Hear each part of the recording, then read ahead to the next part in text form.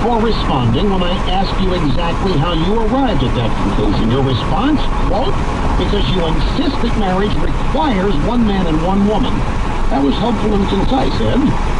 But while I respect your right to conclude that I'm the biggest embarrassment to higher education in America, I think you're wrong. In fact, I don't even think I'm the biggest embarrassment to higher education in the state of North Carolina, but since you're liberal and you support choice, provided we're talking about dismembering children and not school vouchers for those who weren't dismembered, I want to give you some options, Ed. In fact, I'm going to describe the antics of 10 professors, official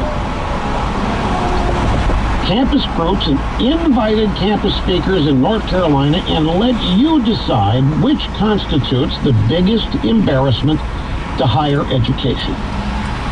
Number one, in the early spring semester of 2013, a women's studies professor and a psychology professor at Western Carolina University co-sponsored a panel on bondage and S&M.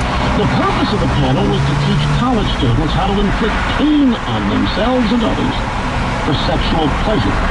When you called me the biggest embarrassment in higher education, Ed, you must not have known about their bondage plan. Maybe you were tied up that evening, couldn't make it. Number two, at University of North Carolina, Chapel Hill, there's a feminist professor who believes that women can lead happy lives without men. Now, that's nothing new.